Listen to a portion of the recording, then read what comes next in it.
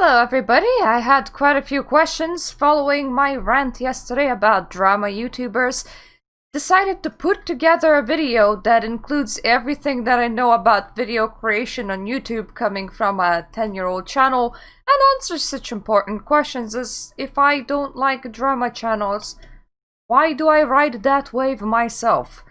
If you are just starting a YouTube channel, this is not as professionally put together video as some other videos that you can find, but this is just my own personal experience. This video is slightly parted, as in I figured out the specific topics that I want to talk about, and I divided my video into those segments. I will be placing the segments down in the description down below so you can just navigate it very quickly if you want to. But outside of that, it's probably not gonna look very pretty. It's probably not gonna be very professionally edited because I simply do not have the time. So let's start from the beginning. What do you need to do to have growth on YouTube? What it means to find growth on YouTube? And how that gets you stuck because of the way that YouTube works and functions. Part 1, let's talk about equipment. A lot of guides will tell you that equipment don't matter and you can just upgrade your equipment as you go. This is plainly not true. People will judge a starting out channel side by side with a very well established channel with millions of subscribers. The channel that has millions of subscribers also has the more visibility because YouTube will push it harder, put it in recommended more, and it's effectively an uphill battle. And it's an uphill battle that actually never ends, unlike what other people say. So yes, what you have and how your videos look is gonna influence people really greatly. My videos don't look as professional as some other creators. A lot of creators that sit in front of a camera and talk have an actual desk camera. They're not using a Logitech cam. Now, if you would watch my older videos, you can see a very clear progression of my equipment. I didn't used to have a professional microphone, and now I do. I didn't used to have a green screen, and now I do. I didn't even used to have a camera with such good quality, and now I do. One of the reasons why I always look like a vampire is because I am flooding my light, as I only have one ring light, unlike some people that have a full studio, meaning I can switch it off and just show just how horrible this would look. If I would switch on my overhead light, I would partly be flooded by yellow. That's what that yellow glow is whenever I am on camera, and I have both lights active. Currently, I am relying a tiny bit on daylight that's escaping me as fast as it can, and my ring light. Meaning I am not as attractive as a channel that is a lot bigger and has a lot more professional equipment. And as I am getting recommended less than a big channel anyway, that works largely against me. So don't just take that advice when people go, oh, just do content and you'll collect equipment when you get popular. Because you might just not get popular. Your own equipment might hold you down. The whole presentation of your videos is really important. Speaking as a channel that doesn't have professional presentation. And that's where you will always be behind, because the bigger you are, the more money you have, the better equipment you can have, the more editors that you can hire, saving yourself some time while still making sure that your videos look professional. Something that people working a 9 to 5 just can't afford or will lose sleep trying to do. Something that I was trying to balance recently really strongly. Coming on to part 2. Topics that you enjoy versus what performs well. If you don't know, this channel has started as a Let's Play channel. It was my blissful happy place. And oh do I miss just enjoying video games. But you have to calculate how much time do you need to put into these kind of things versus what you get out of it, and will your topic hold you down? This is my semi-recent Let's Play, December 12th, December 13th, 16th, 17th. Views 45, 16, 19, 17, 24, 17. About as low as it goes. This is my reviews in 5 minutes or less.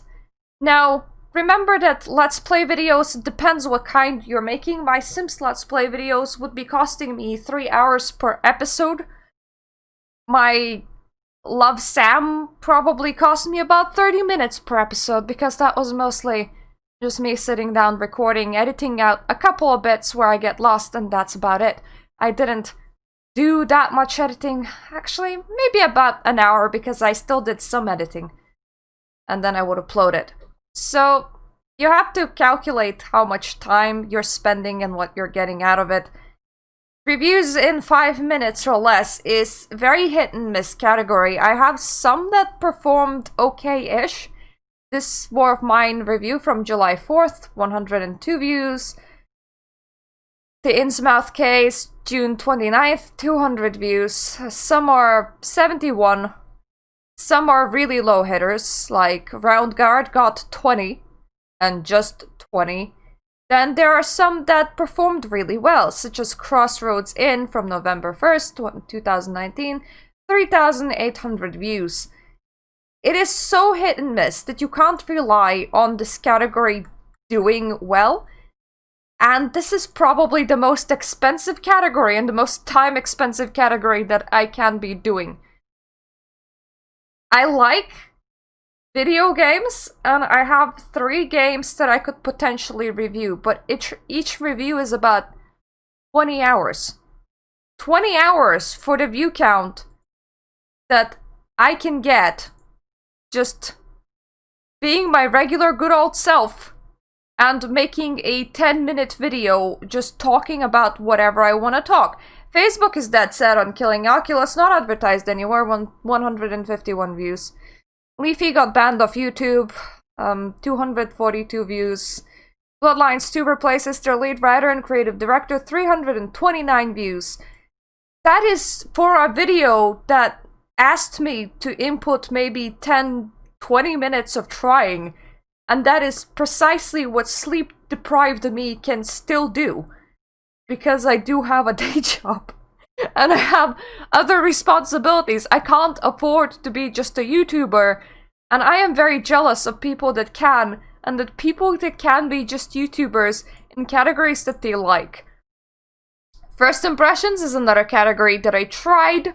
I would still do a few videos here and there, but I just can't focus on these things because they take a lot longer, but they produce the exact same viewership that these do. Like, the exact same viewership. And if you're covering gaming news, you also have a chance of things like this happening, 18,000 views. Or a bit later down the line, things like this happening, 900. Some of these sometimes are just like completely the topics that I didn't expect to get anything. So I can't even tell you what's gonna perform well on YouTube.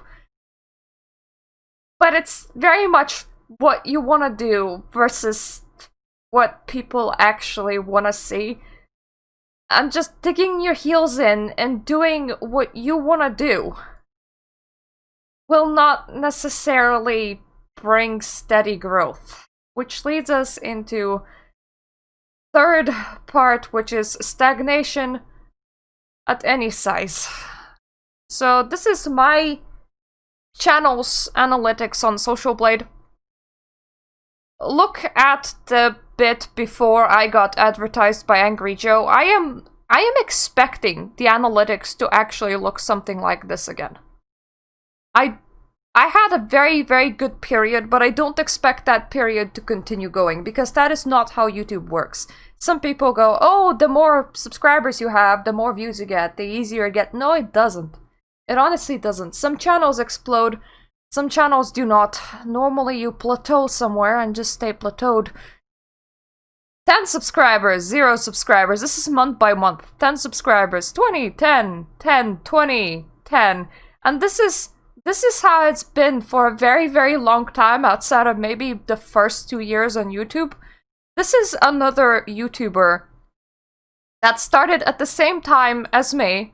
Well, I didn't really start until 2010. He started a bit earlier. He actually did start uploading videos earlier than me. 100, 0.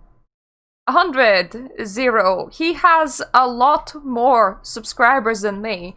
His subscriber base is 50,000. Mine's currently 6,000, and that's by a bloody miracle of getting advertised by a much bigger YouTuber in the middle of a fairly steady growth plateau.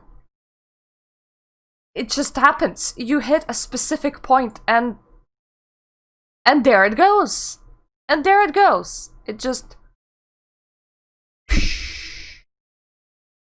And that's how YouTube goes. You can then try and change over content, see what does. See if anything does better than what you're currently doing, or you can decide that you're comfortable and stick with your very, very tiny zone. Now, once again, the comfort zone and what does well for your channel, it's not necessarily what will make you happy. Because there's even a topic today on the Sims forums. Is it just me, or have the majority of Sims YouTubers become increasingly bland at the moment? None of them even seem to play the game anymore. Majority of them seem to just be pushing out content now for the viewing figures, or they're really inactive. It just seems like an overall theme. Sims YouTubers are getting boring and don't even care about the game anymore. I would be exhausted if I were them too, but Sims is their golden ticket, so they don't really have options unless they diversify. I don't see many Sims 2 or 3 YouTubers either. Well, I tried being a Sims 2 or 3 YouTuber. Honestly, if a company is not actively supporting you or shilling for you, gaming in general is a very, very hard category to get in. You wanna kinda pick a topic and stick with it. But hey, I am now rambling despite the fact that I divided this video into parts myself in order to stop myself from rambling. So hey, you decided to diversify your content because your channel has stagnated to try something different. Well, part 4, beware audience disdain upon content changes. Something that I have definitely experienced. Damn, I subscribed to this channel years back when it was full of The Sims 2 Let's Plays. Not sure why it has randomly started showing up in my subscription feed again, or when it started pandering to 4chan insults. Myself, I was looking for another gem of a game to play after Guild 3 and watched Murta's video on Crossroads Inn, and I was like, this person knows some pretty sweet gems. Then I see this shit. What are you doing? The 2019 videos had thousands of views on gem games. And like I can show you, no they didn't. It was very much hit and miss. Project Hospital was a hit. Crossroads Inn was a hit. Loot Hound had 27 views. Pine had 45. Star Sector had 44. Now, these are videos that are not gonna grow all that much because they're from September 2019. Who's gonna be looking for them? Who's gonna go out of their way looking for them? That being said, who's gonna go out of the way looking for this video? But sometimes YouTube surprises me. Sometimes my own audience wakes up and goes, oh, I really wanna see that video that I didn't really expect anyone to watch. So, hey, miracles happen, so that's fun. Now, part 5. If you have internalized absolutely everything that this 10-year-old channel has told you, chill for yourself. That's how YouTube goes. It's one advice that I didn't want to miss out of the whole video, despite the rest of the video not having a lot to do with it. Have social media accounts. Have stupid amount of social media accounts. I have a pretty active Twitter, 474 followers. I encourage people to follow me on Twitter. Some people will see my videos from Twitter. I target specific Reddits whenever I can. This is not the kind of video that I will be able to target, but whenever I can, I chill for myself, and it is annoying behavior, and it is the kind of behavior that I actually hate seeing. But it's the kind of behavior that's almost necessary. So you have to find a balance in how to do it in such a way that it doesn't come off as annoying and doesn't make people exclude you from places, which in itself feels kind of phony. Yeah. This video makes it sound like I hate YouTube. I don't. I just had 10 years to learn quite a lot about it. If you want a happy Myrta that just really enjoyed and was passionate, 2010 Myrta really wanted to show off bloodlines to the world so much that she filmed it in 4:3 and rendered in Windows Movie Maker. All the way from Lithuania, trying to make these videos whenever her family would go away for a walk, which wasn't all that often, honestly, in order to not allow anyone to hear her talk English to herself or ask questions.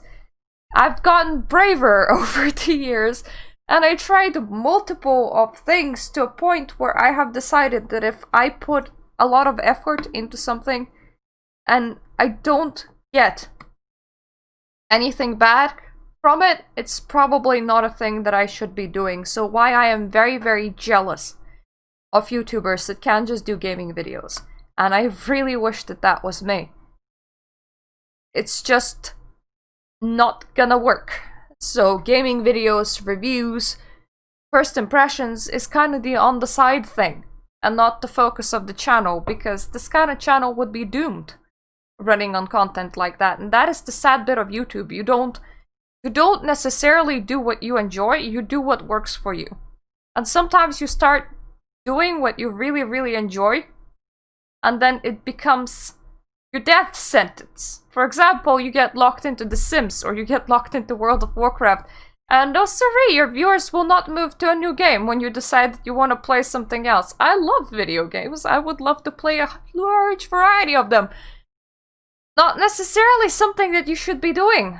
It would be kind of like having a channel that's focused on bicycles, tennis rackets, and sports balls all at the same time. You will find an audience for each, but each of this audience will want a specialized channel. If you are a bit of everything, you are master of nothing, and that is also an issue with YouTube. Not to say that I don't enjoy making videos, it's just frustrating that the videos that I can do the best, that will bring me the best net amount of people watching me, and might actually push my channel to succeed one day, are the videos that take the least amount of effort. And that just feels really, really frustrating, because you can spend 30 hours in a review and then get 20 views out of it. So yeah, effort not necessarily proportional to views. Probably that's why drama channels are a thing. Anyways, rant over. I hope you have learned something from this video. I hope that this was useful. This was practically my 10-year retrospect on the whole situation of YouTube. Thank you for listening if you're still here. If you like my channel, please subscribe. I upload videos every single day. That's another thing. Upload often. YouTube likes it when you upload often. They kind of elevate you a tiny bit. And I hope I'm gonna see you next time. Toodaloo.